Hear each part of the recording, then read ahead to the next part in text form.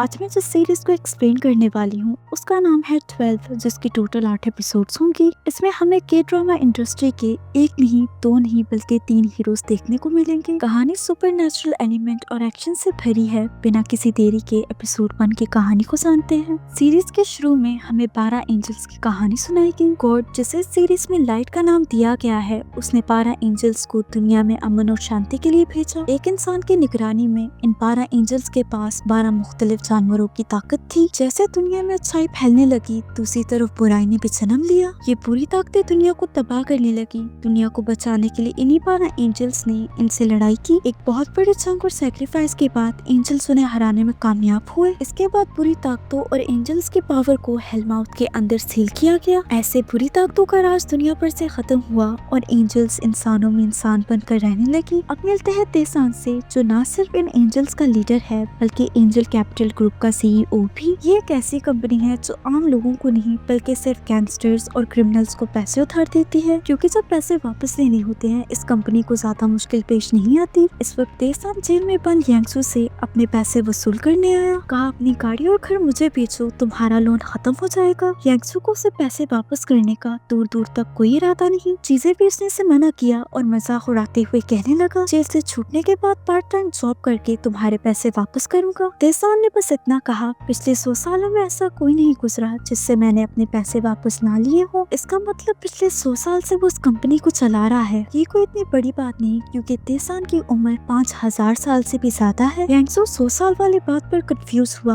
अब तेसान इससे अपने तरीके से पैसे वापस लेगा। उसने जूदोल को कॉल करके कहा, उसकी बेल भर दो। अब हमें तेसान ओरिएंटल मेडिसिन क्लिनिक दिखाया गया। इस बिल्डिंग में काम करने वाले सारे एंजल्स हैं। सबसे ऊपर आती है जिम, जिसे वोसंग चलाता है। उसके नीचे आ जाता है मेडिसिन क्लिनिक, जिसे भांगुल और धोनी चलाते हैं। धोनी अपनी पूरी कोशिश करता है इस क्लिनिक को प्रमोट करने की, लेकिन भांगुल का पेशेंट को ठीक करने का तरीका काफी कैजुअल है। इतना कि उसे ट्रीटमेंट करता देखकर पेशेंट भाग जाते हैं। जैसे अभी 3 पेशेंट भांगुल से अपना इलाज करवाने आए। एक पेशेंट के सर में हमेशा दर्द रहता। भांगुल ने उसकी गर्दन ऐसी ट्विस्ट की कि वो बेहोश हो गया। दूसरी पेशेंट डरते हुए सर पर पाँव रखकर भागी। तीसरा पेशेंट भी भागने लगा, मगर ना बेचारे के टूटे जिस्म ने और ना धोनी ने उसे जाने की इजाजत दी। जिस पेशेंट की गर्दन ट्विस्ट की थी वो अचानक होश में आया। वो अब बिल्कुल ठीक हो चुका था। सर का दर्द गायब हो गया। अब बारी थी उस तीसरे पेशेंट की। इलाज करते ही उसकी बीमारी ऐसी दूर हुई जैसे उसे कभी कुछ हुआ ही ना हो। भांगुल का तरीका भले ही पुराना और खतरनाक हो, लेकिन ये काम करता है।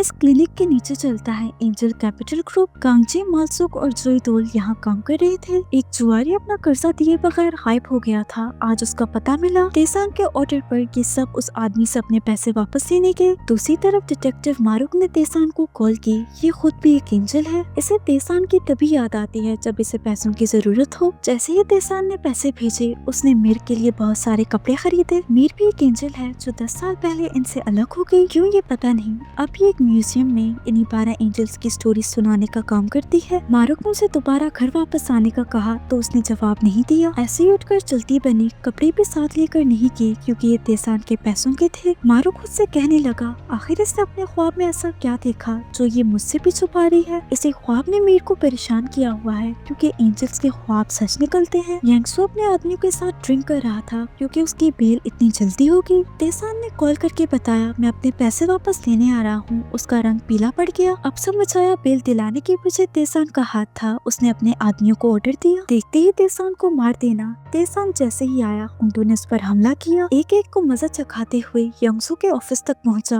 जहां वो पहले से भागने की तैयारी में था। तिजोरी में बहुत से पैसे पड़े थे। तेसान आराम से चेयर पर बैठा यांगसू को इन सारे पैसों को बैग में डालने का इशारा किया। यांगसू जो उसे देखते ही भीगी बिल्ली बन गया था, आराम से सारे पैसे बैग में डाले। पैसे थोड़े कम थे, इसलिए तेसान ने उसकी गाड़ी की चाबी भी ले ली। जोईदोल सबको लेकर जुआरी के अड्डे पर पहुंचा। मालसुक, पोसुक, कांगजी बिल्डिंग के अंदर पैसे लेने गए। इन्होंने जुआरी को अपने गुंडों से बात करते सुना। कहा, अपनी आंखें खुली रखना, एंजल कैपिटल के लोग यहाँ आएंगे। वो इतने सीधे नहीं है। दूसरे गैंग के मेंबर के बारे में तुम लोगों को याद ही होगा। एंजल कैपिटल को पैसे ना देने पड़े, वो भागकर फिलीपीन चला गया, लेकिन उन्होंने वहाँ तक उसका पीछा करके अपने पैसे वापस लिए। खैर, इन तीनों ने अंदर जाते ही पूरी गैंग पर हमला किया। चंद ही मिनट में पूरी गैंग को धूल चटाई। अपने गैंग को हारता देखकर जुआरी पैसों के बैग के साथ रफू चक्कर होने लगा। वो तो दोनों बीच में आ गया, वरना ये भाग जाता। आखिर में मालसुक ने उसे इतना जोर से हिट किया जिससे वो बेहोश हो गया। अपने पैसे वसूल किए तेसान अपने पुरानी दोस्त क्विम्सू से मिलने आया। ये वाहिद ऐसे इंसान है जो जानती है तेसान एक एंजल है। क्विम्सू तेसान से तब मिली जब वो मिडिल स्कूल में थी। गुंडे इसे और उसकी माँ को परेशान किया करते थे। तेसान ने उस वक्त इनकी जान बचाई थी। तब से ये दोनों एक दूसरे को जानते हैं। क्विम्सू अब बूढ़ी हो चुकी है। अपनी माँ की तरह क्विम्सू भी तबोकी का स्टोर लगाती है। जब तेसान ने ये बताया वो इंसानों को बचाते बचाते थक गया। क्विम्सू ने कहा माना कि बुरी ताकतें दुनिया से खत्म हो गयी, लेकिन अच्छे और बुरे इंसान अब भी हैं। अच्छे इंसान एंजल्स की कुर्बानी की कदर करते हैं, जैसे कि मैं।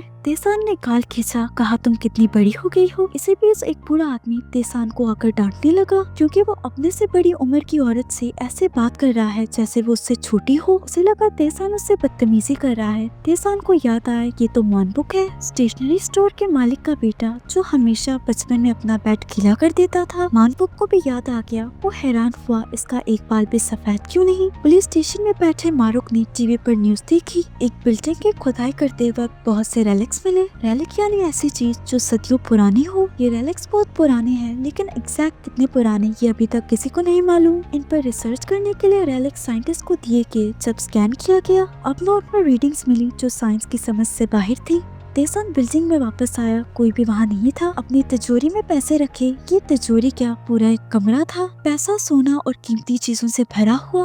अब हमें जंगल में एक ग्रुप दिखाया गया। एक आदमी ने अपना हाथ काटकर खून पत्थर पर लगाया। खून फौरन से गायब हो गया और पत्थर पर अजीब से सिंबल बने। इसी ग्रुप में जाकर अपने लीडर को बताया कि उन्हें ऑब्वी मिल गया। लीडर ने वहाँ पहुँचते ही अपने चेलों के साथ मिलकर रिचुअल किया। अपने हाथ से खून निकालकर नीचे रखे बॉल में फेंका। खून उबलने लगा, चांद की रोशनी सुर्ख हो गई। लीडर ने पत्थर पर हाथ रखकर इन पत्थरों को हटाने की कोशिश की, लेकिन रिचुअल पहली बार में फेल हुआ। बाकी सब ने लीडर से कहा ऐसे उनकी जान भी जा सकती है। उसने जवाब दिया अब हम और टाइम वेस्ट नहीं कर सकते। वो उठा, पत्थर पर हाथ रखा और हड्डी से अपने हाथ पर स्टैब किया। पूरे पत्थरों में हलचल होने लगी, काला धुआं निकलने लगा। धुएं से एक शख्स सामने आया जो कोई इंसान नहीं, एक शैतानी ताकत है जिसका नाम है ऑब्वी। आई मीन अगर शैतानी ताकत ऐसी है तो उन्हें दुनिया पर राज करनी दो। फिलहाल ये एपिसोड यहीं पर एंड होती है। अगर आपको वीडियो पसंद आई तो लाइक शेयर और सब्सक्राइब करते जाना। मिलते हैं अगले वीडियो में।